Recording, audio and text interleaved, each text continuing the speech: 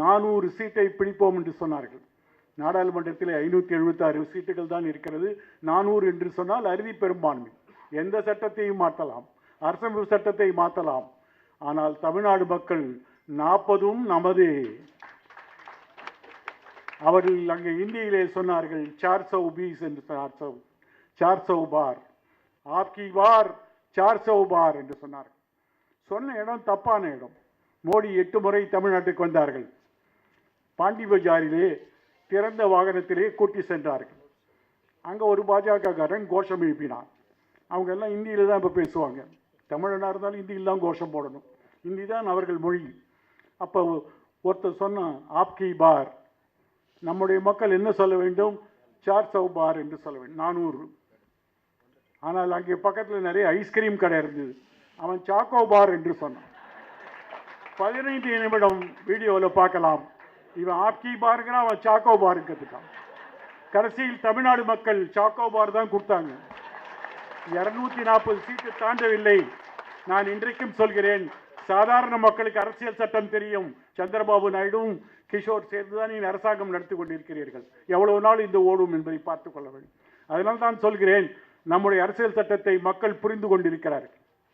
அதனால்தான் அவருக்கு தனிப்பெரும்பான்மை கிடையாது. ஒரு மைனாரிட்டி அரசாங்கம், மைனாரிட்டி அரசாங்கமாக இருக்கிறோம். ஆனாலும் நாங்கள் செய்ய வேண்டியதெல்லாம் செய்வோம் என்று சொல்கிறார்கள். இன்றைக்கு தலைமை நீதிபதியுடைய நீதிமன்றத்தில் அவர் மீது ஒரு பொருள் வீசப்பட்டது. ஒவ்வொரு செய்தியிலும் ஒரு பொருள் வீசப்பட்டது, ஒரு பொருள் வீசப்பட்டது. அது என்ன பொருளியா? ஏன் செருப்புன்னு சொல்ல மாட்டேங்கிறீங்க? நான் சொல்கிறேன், செருப்பை வீசினால் அது மரியாதைக்குரிய அல்ல. செருப்பு என்பது ஒரு குறியீடு. செருப்பை நம்ம அடையாளம் காட்டுகிறார்கள். இந்த நாட்டிலே செருப்பை வைத்து 14 ஆண்டுகள் பரதன் ஆண்டான் என்று ராமாயணத்தை எழுதி வைத்திருக்கிறார். பெரியார் மனிதனால் ஒரு செருப்பு வீசினார்கள். ஒரே ஒரு செருப்பு வந்து விழுந்தது. உங்களுக்கெல்லாம் தெரியும் பெரியார் எப்படி கஞ்சர். அந்த செருப்பை எடுத்து பார்த்தார். அப்பா அது இன்னொரு செருப்பையும் போட்டு நான் போட்டுன்னு போறேன்னு சொன்னார். தலைமை நீதிபதி இந்திய அரசமைப்பு சட்டத்தில் 3வது அந்தஸ்து பெற்றவர். குடியரசுத் தலைவர், துணை குடியரசுத் தலைவர், 3வது தலைமை நீதிபதி. இந்தியாவுடைய அரசமைப்பு சட்டத்தில் அவர்தான் அந்தஸ்து. இந்த அந்தஸ்து ஒன்றிய அரசுக்கு தெரியாதா? நம்முடைய தலைமை நீதிபதி BR கவாய் பம்பாயிலே வந்தார்கள். இந்தியாவுடைய 3வது அந்தஸ்து பெற்றவர். அங்கே இருக்கக்கூடிய தலைமைச் செயலாளர், அங்கே இருக்கக்கூடிய காவல்துறை ஆணையர் எல்லாம் விமான நிலையத்துக்கு வரணும். அவர் இறங்கி பார்த்தா யாரையுமே காணும். அவர் விளையாட்டுக்கு சொன்னார், எங்கே அவங்க எல்லாம் காணா போயிட்டாங்க, வரவே இல்லை. அப்படி சொல்லும் பொழுது பட்டியலினத்தை சேர்ந்தவர்கள் எந்த பதவியில் இருந்தாலும் நாங்கள் மதிக்க மாட்டோம். போனா போது என்று அங்கு ஆபரணமாக வைத்திருக்கிறோம், அதோடு நீங்கள் பதவி விட்டு விட்டு சொல்லக்கூடிய போக்கை நாம் தொடர்ந்து பார்த்து கொண்டிருக்கிறோம்.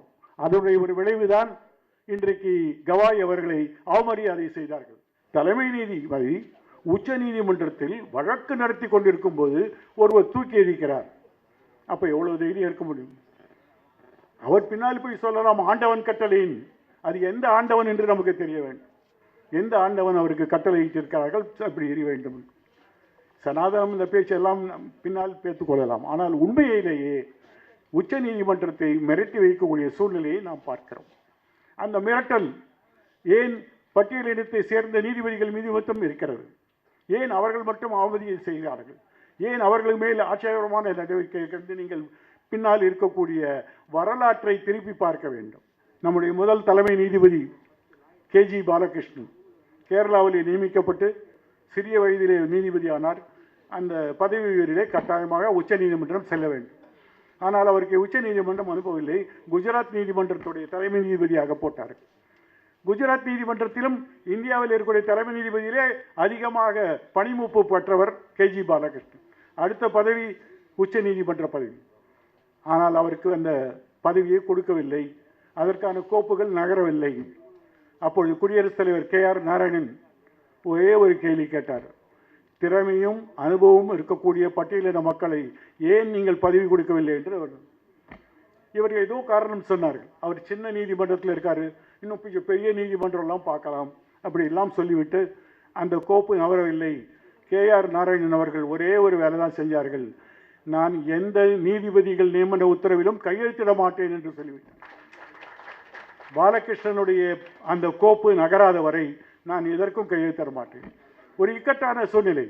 அதற்கு பிறகுதான் ஒன்றிய அரசு அவரை சென்னைக்கு மாற்றம் செய்து சென்னையில் இருந்து 55வது வயதிலே அவர் உச்சநீதிமன்றம் சென்றார். நீங்கள் பதவியிலே அனுபவம் இருந்தாலும் மூத்த நீதிபதியாக இருந்தாலும் உங்களுக்கு பதவியே கிடைக்காது. பதவி உதவி கிடைச்சாலும் 1 மாதம் 2 மாதம் 6 மாதம் அதோடு நீங்கள் போக வேண்டியதுதான். அப்படிப்பட்ட ஒரு சூழ்நிலையில் இந்த பிரச்சனையை நாம் அணுக வேண்டும் என்றால் நம்முடைய தோழர்கள் இதை தத்துவார்த்த ரீதியாக புரிந்து கொள்ள வேண்டும். இது தத்துவதற்கு எதிரான ஒரு போராட்டம். உடனுக்குடன் செய்திகளை தெரிந்து கொள்ள சன் நியூஸ் பெல் ஐகானை கிளிக் பண்ணுங்க.